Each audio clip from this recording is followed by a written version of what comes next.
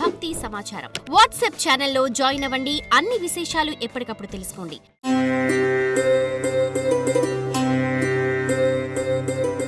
మిథున రాశి. శివాయ బ్రహ్మణే నమ. వీరబ్రహ్మేంద్ర స్వామిని నమో నమ. జై వీరబ్రహ్మ జై గోవిందమాంబ జై. మిథున రాశి జాతకుల యొక్క జీవన గమనంలో 12 సంవత్సరాల తర్వాత గోచారవశాత్తు దేవగురువు అయినటువంటి బృహస్పతి యొక్క సంచారం మిథున రాశిలోకి జరగబోతుంది. కొన్ని సానుకూలవంతమైనటువంటి ఫలితాలు, జీవితానికి సంబంధించిన ముఖ్యమైనటువంటి విషయంలో కొన్ని కఠినమైనటువంటి నిర్ణయాలు తీసుకుంటారు.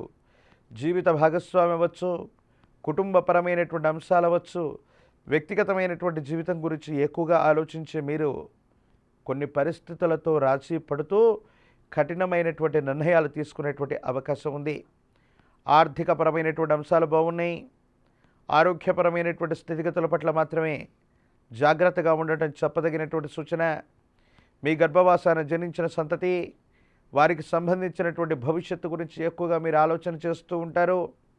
వాళ్లకు సంబంధించినటువంటి విద్య, ఉద్యోగం, భవిష్యత్తుకు సంబంధించినటువంటి అంశాల గురించి మీరు ఎక్కువగా ఆలోచనలు చేస్తూ ఉండేటువంటి పరిస్థితులు గోచరిస్తుంటాయి.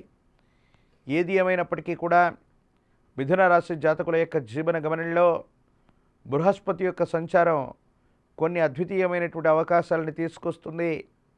ఎంతో కాలంగా ప్రయత్నం చేస్తున్న సఫలీకృతం కానటువంటి పనులన్నీ సఫలీకృతం అవ్వటంతో పాటు కొత్త అవకాశాలు తీసుకొస్తాయి.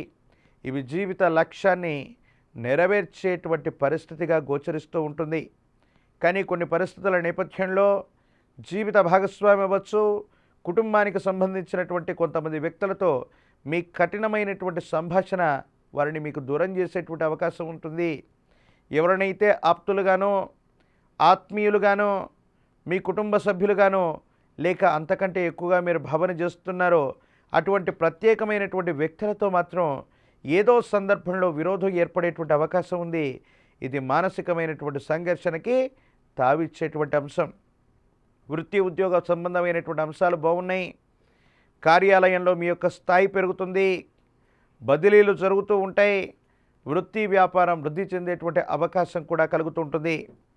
ఈ రాశిలోని విద్యార్థులకి సానుకూలవంతమైనటువంటి పరిస్థితులు ఉన్నాయి.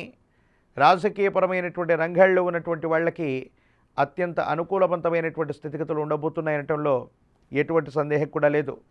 ప్రత్యేకించి ఈ రాశి జాతకులు మరిన్ని సానుకూలవంతమైనటువంటి ఫలితాలు పొందడానికి గాను మీ సమీపమైన ప్రాంగణంలో అమ్మవారి యొక్క ఆలయ ప్రాంగణానికి వెళ్ళి రాహుకాల సమయంలో నిమ్మ డొప్పల మీద నువ్వుల నూనెతో దీపారాధన పెట్టడం వల్ల అత్యంత అనుకూలవంతమైనటువంటి ఫలితాలు పొందుతారు.